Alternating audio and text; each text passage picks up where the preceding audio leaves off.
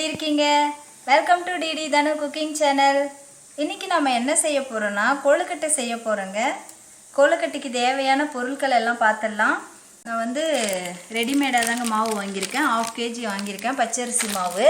இதை வச்சு தான் இன்றைக்கி நம்ம செய்ய போகிறோம். நான் ஒரு 1/2 கிலோ வெல்லம், ஒரு 7-8 ஏலக்காய் எடுத்திருக்கேன், ஒரு 1/4 கிலோ அளவு வேர்க்கடலை எடுத்திருக்கேன். இப்போ நம்ம மாவு ஃபஸ்ட்டு பிசைஞ்சிடலாங்க. 1/2 கிலோ மாவை நம்ம கட் பண்ணி ஒரு பாத்திரத்தில் ஊற்றிலாம். நான் வந்து சுடு தண்ணி வந்து சூடு பண்ணி வச்சுருக்கேன். தேவையான அளவு நம்ம ஊற்றி பிசைஞ்சிக்கலாம். மாவு நல்லா சுட வச்சுருக்கேன். அதிலே நம்ம 1 ஸ்பூன் அளவு எண்ணெய் சேர்த்துக்கணும். எண்ணெய் சேர்த்து மாவை சூடு பண்ணணும். நம்ம வந்து இப்போ பாருங்கள், சுடு தண்ணி இதை வச்சுருக்கேன். நான் நல்லா கொதிக்க வச்சுருக்கேன். அதிலே ஒரு 2 ஸ்பூன் அளவு எண்ணெய் சேர்த்துக்கோங்க. எண்ணெயோ இல்லை நெய்யோ சேர்த்துக்கலாம். நம்ம சேர்த்து தண்ணி சுட வச்சுருக்கேன். மாவு கலந்துட்டேன். இப்போ இதுக்கு வந்து நம்ம கொஞ்சமாக உப்பு சேர்த்துடலாங்க. உப்பு சேர்த்துட்டு உப்பு நல்லா இப்படி கலந்து விட்டுடலாம். கலந்து விட்டுட்டு இப்போ நம்ம சுடு தண்ணி சேர்த்து பிசையலாம் மாவு. பாருங்க, தண்ணி வந்து நான் நல்லா சூடு பண்ணியிருக்கேன்.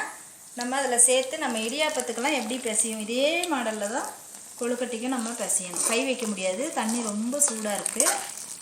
அதனால் நம்ம இப்படி தான் பிசையணும். இது கொஞ்சம் கொஞ்சமாக சேர்த்து நல்லா கலந்து விடணும். இதுவே ஈஸியாக இருக்குங்க, ரொம்ப நல்லா வரும் கொழுக்கட்டை.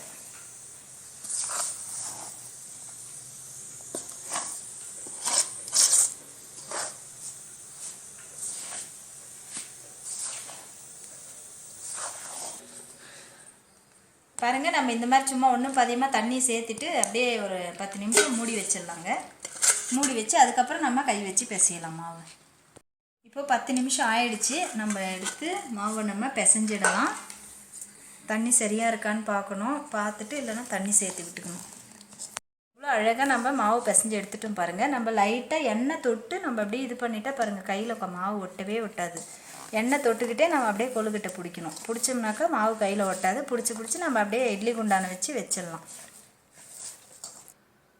இப்போ நம்ம பூர்ணம் ரெடி பண்ணிட்டு வந்துடலாம். பூர்ணம் ரெடி பண்ணிக்கலாங்க. நம்ம வேர்க்கடலை வறுத்து வச்சுக்கலாம்.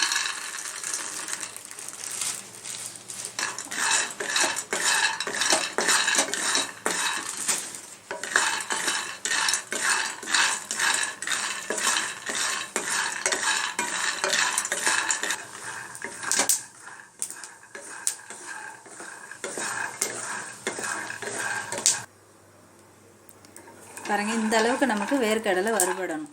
நல்லா படப்படன்னு வெடிக்கும். அந்த அளவு வெடிஞ்சதுன்னா தோல் எல்லாம் ஃபுல்லும் ஒரு மாதிரி ஒன்றும் பாதி மெரூன் மாதிரி ஆகணும். அவ்வளோதாங்க. இப்போ நம்ம எடுத்து ஒரு தட்டில் போட்டுடலாம். இது ஆறட்டும். பாரு, இப்போ நம்ம வேர்க்கடலை தோல் எடுத்தாச்சு, வெல்லத்தை பொடிச்சு வச்சாச்சு. இப்போ நம்ம போயிட்டு மிக்சியில் போட்டு வந்துடலாம் எல்லாத்தையும். பாருங்கள், இப்போ நமக்கு பூர்ணம் ரெடி ஆயிடுச்சு. இப்போ நம்ம கொழுக்கட்டை பிடிக்க ஆரம்பிக்கலாம். பாருங்கள், இப்போ நம்ம மாவு பிசைஞ்சு வச்சுருக்கோம் இல்லைங்களா, அவ்வளோ நல்லா வந்திருக்கு. பாருங்கள், நம்ம லைட்டாக கையில் எண்ணெய் தொட்டுக்கிட்டு இப்படி எண்ணெய் தடவிட்டு கையில் அவ்வளோதாங்க. நம்ம கொஞ்சமாக மாவு எடுத்து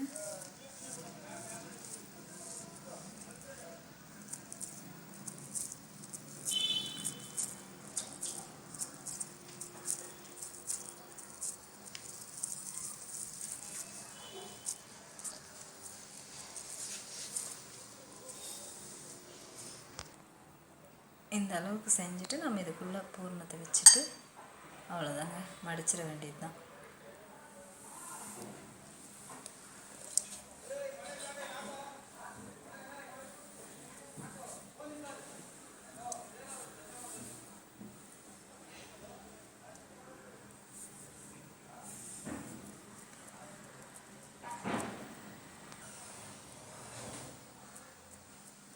பாருங்கள், எவ்வளோ அழகாக வந்துருச்சு. இதே மாதிரி நம்ம இருக்கிற மாவெல்லாம் கொழுக்கட்டை பிடிச்சிடலாம்.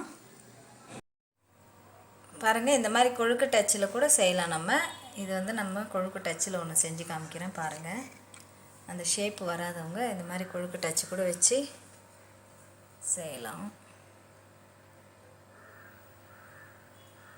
இந்த மாதிரி தட்டையாக தட்டிட்டு அப்படியே வச்சுட்டு நம்ம இந்த மாதிரி மூடிட்டோம்னாக்கா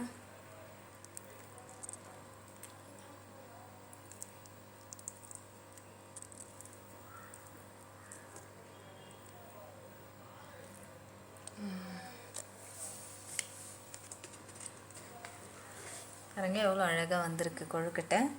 இந்த மாதிரியும் செய்யலாம், ஈஸியாக பாருங்கள் அழகாக வந்திருக்கு.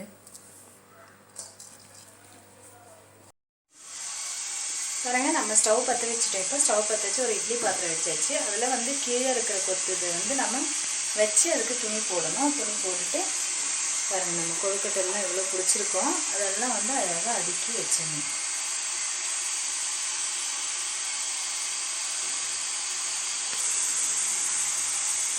இந்த மாதிரி நம்ம அழகாக எடுத்து எல்லாத்தையும் வச்சுட்டு ஒரு 15 நிமிஷம் நம்ம அப்படியே விட்டுறணுங்க மூடி.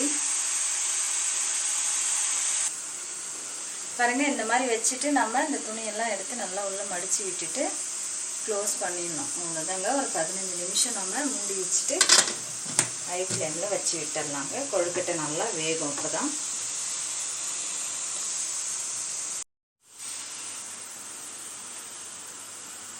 சூப்பராக வெந்துருச்சுங்க கொழுக்கட்டை. இப்போ நம்ம ஸ்டவ் ஆஃப் பண்ணிவிட்டு எடுத்துடலாம் நம்ம கொழுக்கட்டையை.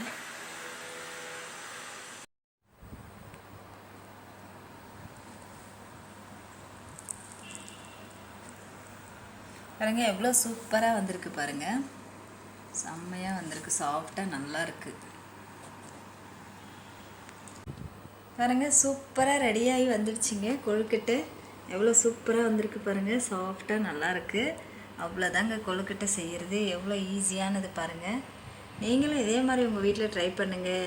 ட்ரை பண்ணி பார்த்துட்டு சூப்பராக வந்துச்சுன்னா கமெண்ட் செக்ஷனில் கமெண்ட் பண்ணுங்கள். ஓகே, லைக் பண்ணுங்கள், கமெண்ட் பண்ணுங்கள், ஷேர் பண்ணுங்கள், சப்ஸ்கிரைப் பண்ணுங்கள், பெல் பட்டனை கிளிக் பண்ண மறந்துடாதீங்க. பாய்.